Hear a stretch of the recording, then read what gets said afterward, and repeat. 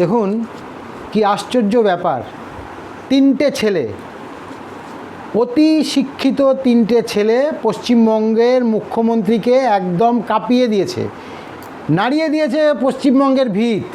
অথচ আমাদের যে পলিটিক্যাল দলগুলি আছে তারা ঘোলা জলে মাছ ধরার চেষ্টা করছে। আজকে মোহাম্মদ সেলিমের কথা বলি, এরা তো জীবনে কোনো দিন মানে পরিপক্ক হবে না। ওই স্ট্যালিনবাদ, লেলিনবাদ, অমুকবাদ, তমুকবাদ এইসব নিয়ে চলবে, এদের পরিবর্তন হবে না। তিনি বলছেন এটা তো আরএসএসের ব্যাপার, আরএসএসরা এরকমই করে থাকে। আরে মানে কি বলবো, এদেরকে মূর্খ বললেও মূর্খদেরকেও অপমান করা হয়। কারণ সারা পশ্চিমবঙ্গের নারী সমাজ আজকে রাস্তায় রাত জাগছে। এই জায়গাটায় ছাত্র সমাজ বলছে, কে ছাত্র সমাজ? কোন ছাত্র সমাজ? সেদিন নেট পরীক্ষা আছে। আরে নেট পরীক্ষা কতজন লোক দেয়? তোর ছেলে দেয়, তোর মেয়ে দেয়? মূর্খের মতো কথা বলে এরা। সুকান্ত মজুমদার, আমরা আছি সাপোর্টে, মেডিকেল সাপোর্ট দেব, যেন ভারত সেবাশ্রম সংঘের সাধু মনীষী উনি, পরবর্তীকালে উকিল লাগলে উকিল দেব। স্বার্থপর সব। এই যে পশ্চিমবাংলায় কি করবে, আজকে রাজীব কুমারকে দায়িত্ব দিয়ে দিয়েছে, কোন দিক দিয়ে ঢুকবে? ছেলেদেরকে ঢুকতেই দিবে না। কলকাতা দিয়ে তো ঢুকতেই পারবে না। কলকাতা দিয়ে ঢুকতে গেলে ওই দ্বিতীয় হুগলি সেতু ওর মুখে আটকে দেবে। আর ওইদিকে রাজীব কুমারকে যদি হাওড়ার দায়িত্ব দিয়ে, মানে টোটাল দায়িত্ব দিয়েছে, হাওড়ার দিকটা দিয়ে থেকেই ঢোকার একমাত্র রাস্তা, সেখান দিয়ে যদি ঢুকতে যায় সেখানেও কড়া বেষ্টনী দিয়ে দিবে, একটা মাছিও বলতে পারবে না। সুতরাং এইটা ওই অশ্বডিম্ব প্রসবের মতো হবে যদি পলিটিক্যাল। একমাত্র শুভেন্দু অধিকারী একমাত্র বলে যাচ্ছেন যে আমি আছি। ইউটিউবারদের মধ্যে 80% ইউটিউবারদের খুঁজেই পাওয়া যাবে না, খুঁজেই পাবেন না। মিলিয়ে নেবেন আমার কথাটা। এই আন্দোলনটাতে একমাত্র মহিলারাই সব থেকে বেশি পরিমাণে এগিয়ে যাবে।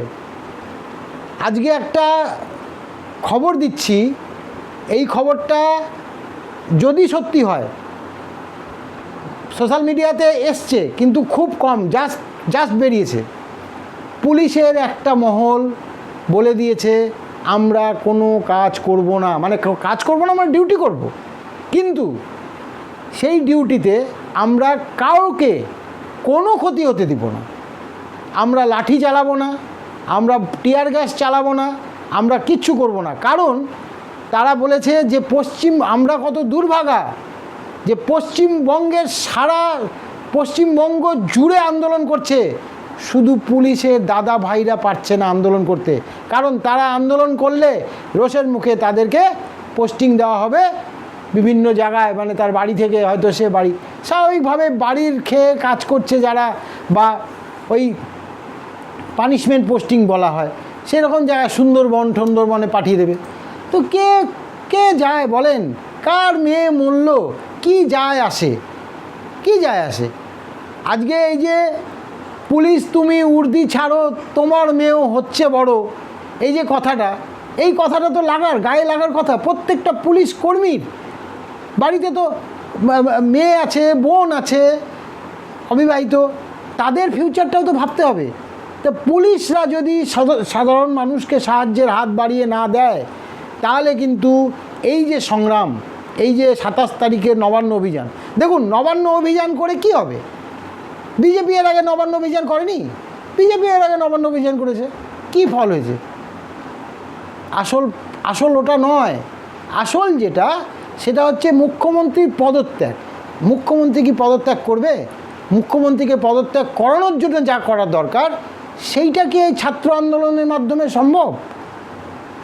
দেখুন, ইউটিউবে অনেক কিছুই আমরা বলে দিই, আমরা অনেক কিছু বলতে পারি, কিন্তু প্রকৃত যেটা আমার তো মনে হয়, আমার এটা ব্যক্তিগত মতামত, যে মুখ্যমন্ত্রীর থেকেও তাদের দলের মধ্যেই অনেকে আছেন যারা কিন্তু এই কাণ্ডটাকে ঘটিয়েছেন এবং পিছনে অন্তরালে সরকারটা ফেলার চেষ্টা করছেন। তাদেরকে খুঁজে বার করতে হবে।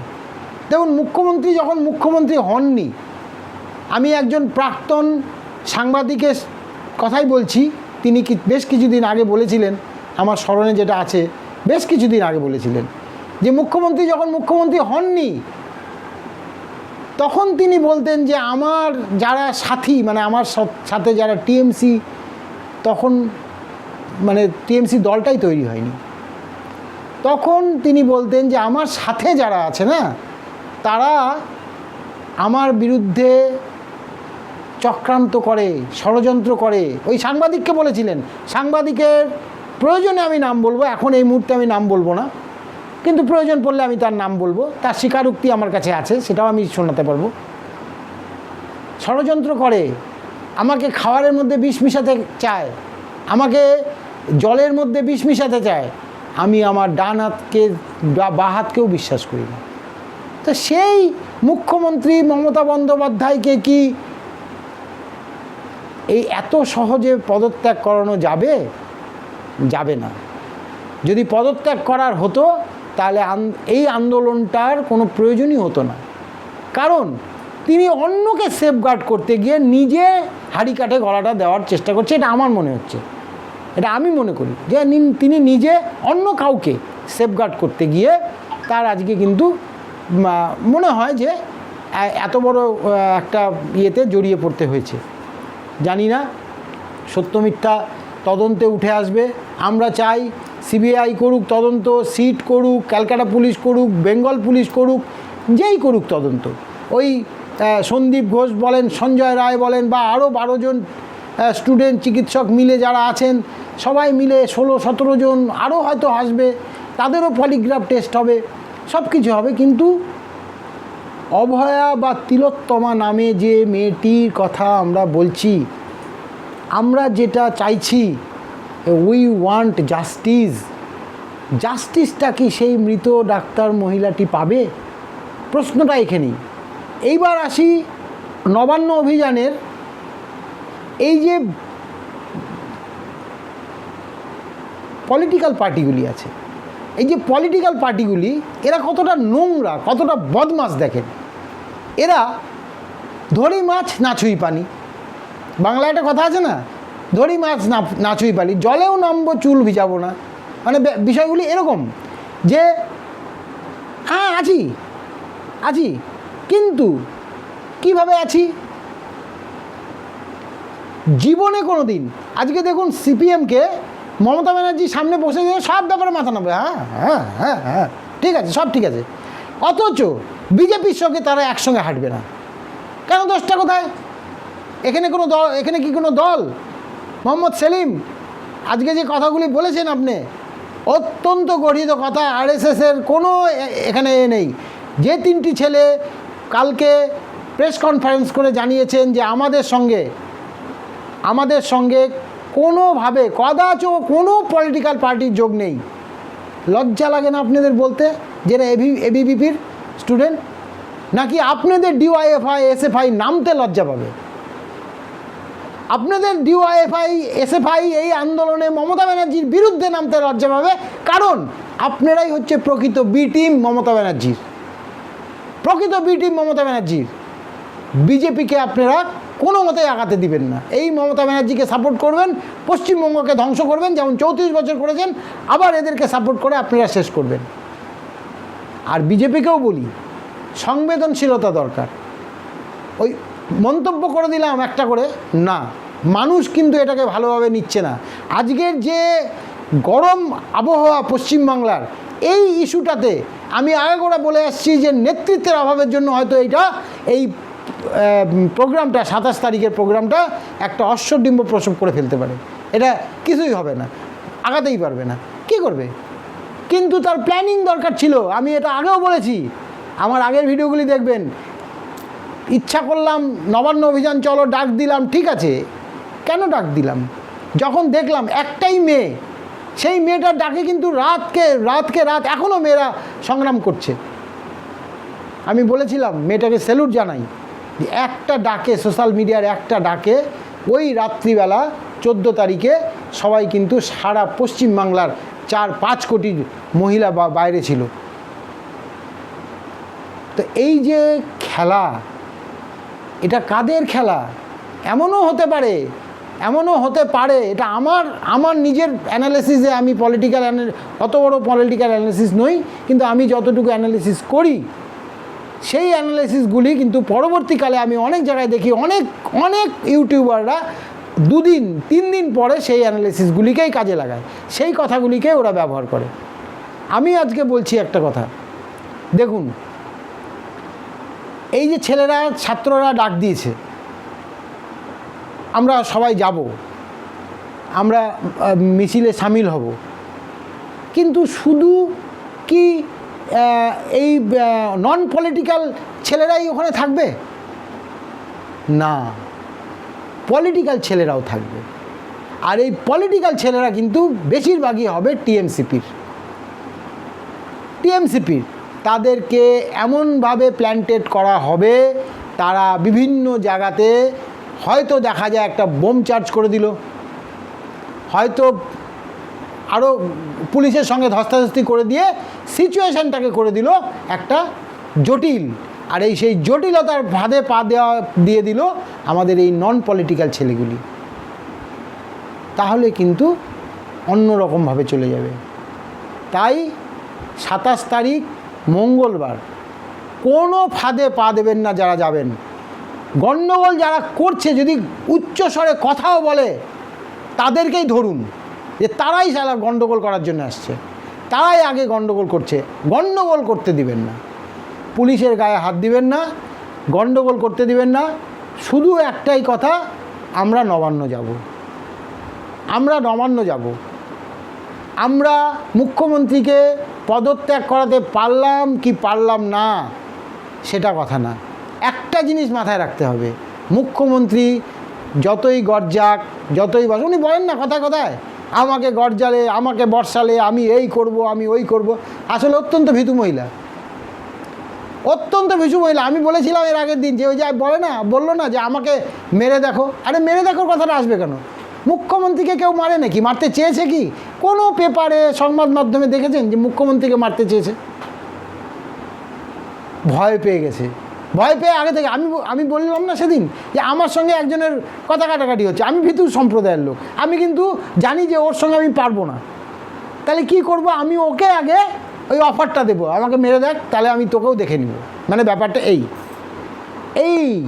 একদম এইটাকে মাথায় নিয়ে চলুন যে ভীত একটা মহিলার সঙ্গে আমাদের পদের লোভ উনি কোনো দিন ছাড়বেন না, যতই বলুক যে আমার কোনো লোভ নেই, আমি কোনো লোভ করি না, আমি এক্ষুনি বললে এক্ষুনি ছেড়ে দিব। এত বড় কাণ্ড সারা বিশ্ব নড়ে গেল। পাকিস্তান মেডিকেল বোর্ড ভারতকে, IMA-কে 2 না 3টে চিঠি লিখে বসে থাকলো, মানে প্রতিবাদ করে ফেললো, যারা আমাদের শত্রু দেশ।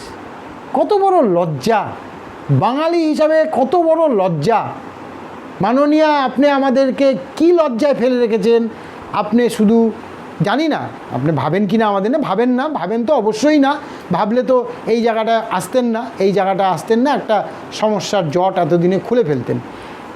তো যাই হোক, সবাই বলছে যে আপনি আপনার দ্বারা, পুলিশের দ্বারা সমস্ত কিছু টেম্পারিং হয়েছে। দেখা যাক তদন্তে কি উঠে আসে। তবে 27 তারিখের অভিযানে যারা যাবেন তাদেরকে আমি আবার বলবো, হাত জোর করে বলবো যে কোনো ফাঁদে পা দেবেন না, একদম শান্তিপূর্ণ। আপনাকে যদি উস্কায়, আপনি ওখান থেকে ওই স্থান ত্যাগ করুন, কিন্তু তাও কোনো প্রত্যুত্তর করবেন না। কারণ এই যে টিএমসি, এরা কিন্তু আপনারা জানেন, আমার মুখে বলতে হবে না, আপনারা জানেন যে এরা কি সম্প্রদায়ের, কি ধরনের কাজকর্ম করতে পারে, ভালোবাসে। সুতরাং সাবধানে থাকবেন, আর কোনো ফাঁদে প্ররোচনায় কোনো রকম পা দেবেন না। মাথায় রাখবেন, যিনি প্ররোচনা দিচ্ছেন তিনি আপনার লোক না, তিনি আপনার দলের লোক না, ওই শান্তি মিছিলের লোক না, এটা শুধু মাথায় রাখবেন। সেই জন্যই অরাজনৈতিক মিছিল শুরু হবে না, রাজনৈতিকতার ছাপ থাকবে। এখন জানি না এই বি টিম, CPM বা বামপন্থীরা যোগদান করবে কি না, এখনও তাদের ডিসিশানের অনেক এখন চাপে পড়ে গেছে, তারাও চারিদিক থেকে নানা রকম কথা হচ্ছে। ইয়াং জেনারেশনটা চাচ্ছে, সৃজন ভট্টাচার্য এরা চাচ্ছে, শতরূপ ঘোষ এরা চাচ্ছে যে না করা উচিত, যাওয়া উচিত, কিন্তু এই বুড়া ভামগুলো যারা আছে বামফ্রন্টের তারা চাচ্ছে না। এই বুড়ো ভামের জন্য বামফ্রন্ট আগামীতেও আসতে পারবে না, আগামী 25 বছরে আসতে পারবে না। শুধু তো শতরূপ ঘোষ বা ওর দ্বারা তো হবে না, আমাদের আরও লাগবে। বামপন্থীদের এগিয়ে আসতে গেলে এই বুড়ো ভামদেরকে আগে সরাতে হবে। এই বুড়ো ভামগুলিকে যতক্ষণ না সরাচ্ছেন ততক্ষণ কোনো শান্তি পাবেন না। যাই হোক, আজ এই পর্যন্তই। আমি তুষার ভট্টাচার্য, আপনারা এতক্ষণ দেখলেন আমার ছোট্ট ইউটিউব চ্যানেল স্টেট স্পিক্স। আমি আপনাদের মনের কথা বলার চেষ্টা করি, বলতে চাই, আপনারা যেটা ভাবেন সেটা নিয়ে আলোচনা করতে চাই। যদি আমার অনুষ্ঠান, আমার এই প্রতিবেদনগুলি আপনাদের ভালো লেগে থাকে, ভালো লাগে, লাইক শেয়ার কমেন্টস করবেন, ছোট্ট করে একটা সাবস্ক্রাইব করলে আরও ভালো হবে। সুস্থ থাকবেন, ভালো থাকবেন, নমস্কার।